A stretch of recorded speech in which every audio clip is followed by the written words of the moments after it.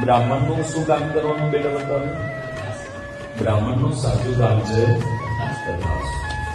સારો વ્યક્તિ આવે એના માટે પણ શું કરે? તથાસ્તુ.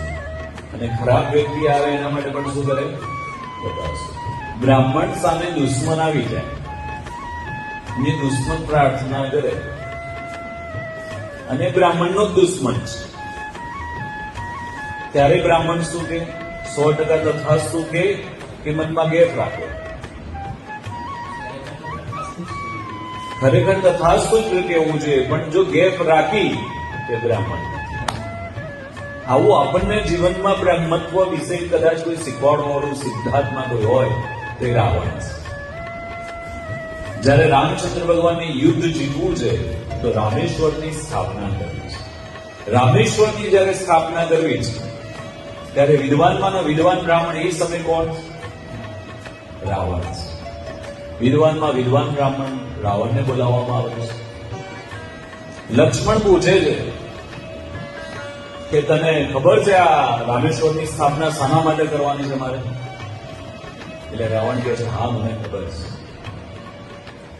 તમારી યુદ્ધ જીતવા માટે થઈ અને આ રામેશ્વરની સ્થાપના કરી છે. યુદ્ધ કોની જોડે છે ખબર છે? કે હા મારી સાથે છે. તો તું આ પ્રાણ પ્રતિષ્ઠા પ્રયોગ કરાવી શકીશ? એટલે રાવણ બહુ સરસ જવાબ આપે છે, હા યુદ્ધમાં હું રાવણ છું.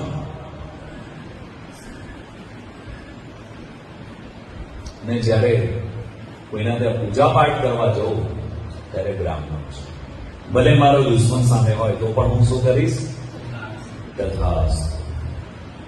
બ્રાહ્મણ જોડે આ વિદ્યા છે કે એ બીજાના આશીર્વાદ, ભલે એની જોડે કઈ ના હોય, ભલે એની જોડે કઈ ના હોય, પણ બીજાનું કલ્યાણકારી પ્રાર્થના કરે એને જ બ્રાહ્મણ કહી શકાય. એમ આજે તું જે પ્રોબ્લેમ લઈને આવ્યો છે એ પ્રોબ્લેમથી જીવનની અંદર આખા વિશ્વની અંદર ઘણા લોકો છે કે જે આ પ્રોબ્લેમમાં જીવી રહ્યા છે. તો એ પ્રોબ્લેમ સોલ્વ કરવા માટે આજે તું તારા માટે નહીં માંગતો, બધાના માટે પ્રાર્થના કરી અને એક જ હૃદયપૂર્વક કહેવાનું છે શું?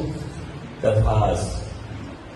આ કામ કરવાથી જે માણસ પોતાના માટે નથી માંગતો, પોતાને જે જોઈએ છે બીજાના માટે પ્રાર્થના કરે છે, એ જ સાચી પ્રાર્થના ભગવાન સુધી. આને જ બ્રાહ્મણ કહેવાય છે. સરનેમ લગાવવાથી બ્રાહ્મણ બનાતું